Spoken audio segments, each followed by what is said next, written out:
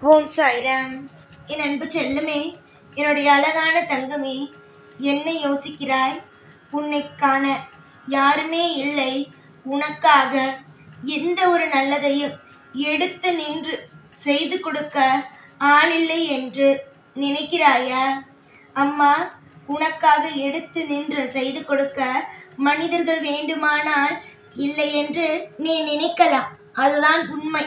ஆனால் தெய்வங்கள் நாங்கள் என்றுமே உங்களுக்காக, உன்னுடைய வாழ்க்கையில் உனக்காக இருந்து கொண்டேதான் இருப்போம். எத்தனையோ நாட்கள் உன்னுடைய வாழ்க்கையில் அழுது அழுது நீ உன்னுடைய வாழ்க்கையில் பாதி நாளை விட்டுவிட்டாய். இதற்கு மேல் உன்னுடைய வாழ்க்கையில் எந்த ஒரு நிமிஷத்தையும் எந்த ஒரு நொடியையும் நான் வீணாக்க மாட்டேன். காரணம் என்ன தெரியவா? இதற்கு மேல் நான் உன்னுடைய வாழ்க்கையில் கஷ்டத்தை கொடுத்து வீணாக்கினால் நீதான் உன்னுடைய வாழ்க்கையில் ஏங்கி தவித்து விடுவாய். இனிமேல் உன்னை ஏங்க விடக்கூடாது. எல்லா இடத்திலும் உன்னை தாங்கி பிடித்து உன்னை நல்ல இடத்தில் கரை சேர்க்க வேண்டும் என்று முடிவெடுத்து விட்டேன்.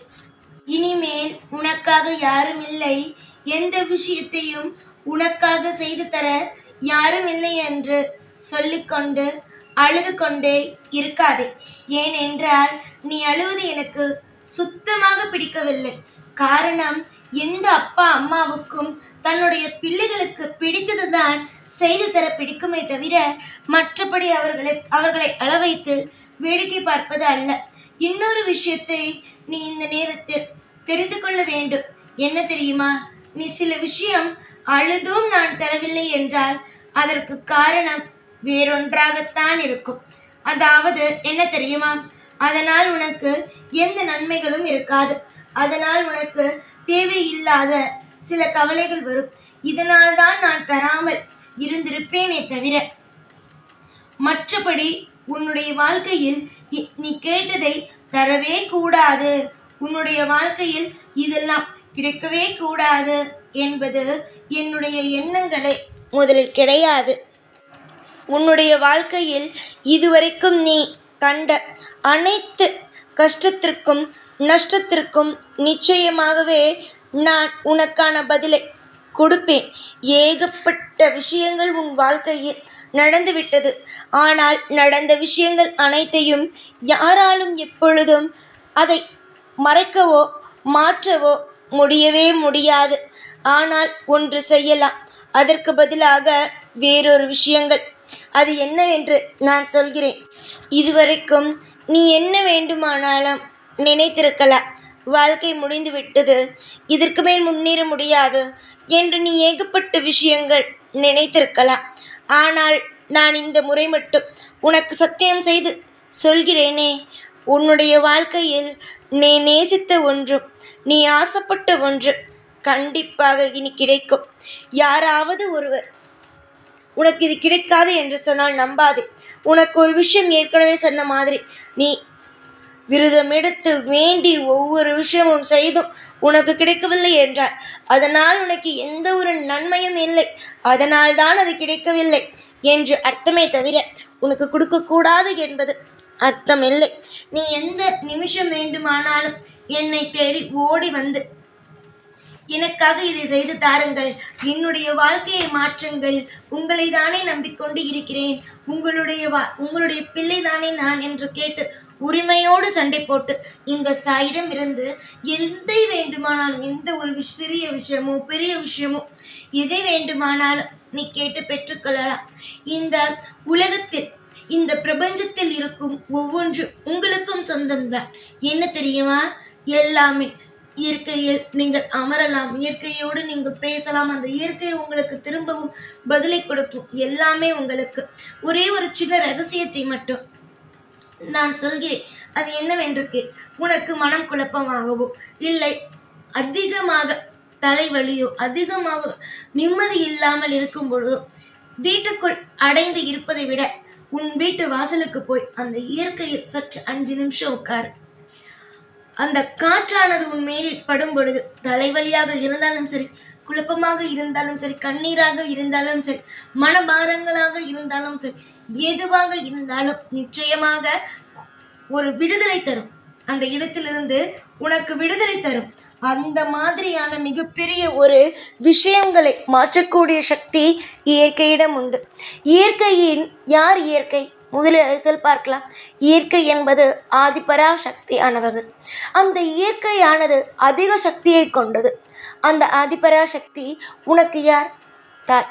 அந்த இயற்கையோடு இயற்கையாக அமரும் பொழுது அந்த தாயின் மடியில் நீ சாய்ந்து கொள்வதைப் போல நீ நிச்சயமாகவே சாய்ந்து கொள். அந்த இயற்கையோடு போய் அமரு. உன்னுடைய மனதில் இருக்கும் குழப்பங்கள் நிச்சயமாக நீங்கும். அதில் எந்த மாற்றங்களும் கிடையாது. காலம் காலமாக நீ தெய்வத்தை நம்புகிறாய். நீ சிறு வயதிலிருந்தே சரிதான். தெய்வமானது உன்னுடைய பெற்றோர்களிடம் கூட கேட்பாய், தெய்வம் எங்கிருக்கிறது என்று. குடும்பத்தில் இருப்பவர்கள் அனைவருமே நீங்கள் அனைவரும் தெய்வத்தையே நம்புபவர்கள். சிலரோ தெய்வத்தை நம்புவது கிடையாது. நம்புவதும் நம்பாததும் அவர்களுடைய இஷ்டம். ஆனால் குடும்பமே என்னை நம்பி இருக்கும் பொழுது நான் எப்படி உங்களை கைவிடுவேன்? பல நாள் உன்னுடைய ஆசைகளை நடத்தாமல் இருந்தால் உனக்கு மட்டுமல்ல, எல்லோருக்கும் கோபமும் கவலையும் வரத்தான் செய்யும். நானோ உனக்கு நீண்ட நாள் ஆக்கிவிட்டேன். ஏனென்றால் இந்த உலகத்தை நீ புரிந்து கொள்ள வேண்டும். எல்லா நேரத்திலும் எல்லா விஷயத்தையும் சமாளிக்கும் அளவுக்கு உனக்கு ஒரு மிக சிறந்த ஒரு வாழ்க்கையை புரிய வைக்க வேண்டும். எந்த சூழ்நிலையாக இருந்தாலும் நீ அதை சமாளிக்க தெரிந்து கொள்ள வேண்டும் என்பதற்காகத்தான் அதிகமான சோதனையையே நான் உனக்கு கொடுத்து விட்டேன். இனிமேல் அப்படியெல்லாம் அல்ல. எல்லா சோதனையிலும் நீ தேர்ச்சி பெற்றுவிட்டாய். இதற்கு மேல் இந்த சாய் கண்டிப்பாக நீ கேட்டது அனைத்தையும் கொடுப்பேன். நிச்சயமாக சத்தியம் செய்து சொல்கிறேன். கவலைப்பட்ட நாட்களானது முடிந்து சந்தோஷமான நாட்களோ பிறக்கும் பொழுது எதற்காக மற்றவற்றை பற்றி யோசிக்க வேண்டும்? நீயே சொல் பார்க்கலாம். என்ன நீ என்ன வரமா வாங்கிட்டு வந்தாய்? காலம் முழுவதும் கஷ்டப்பட வேண்டும் என்று? அப்படியெல்லாம் அல்ல. வாழ்க்கையை மாற்ற நான் உனக்கு உதவி செய்வேன். ஆனால் என்ன, கோபத்தை மட்டும் குறைத்து கொண்டால் போதும். உன்னுடைய கோபம் உன்னுடைய கண்ணை சில நேரத்தில் மறைத்து விடுகிறது.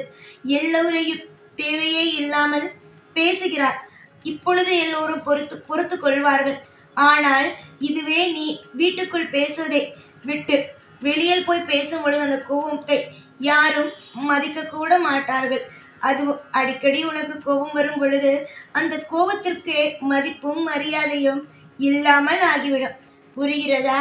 நான் எதையாக இருந்தாலும் உன்னுடைய நன்மைக்காகத்தானே சொல்கிறேன் என்பதை நீ புரிந்து கொள்.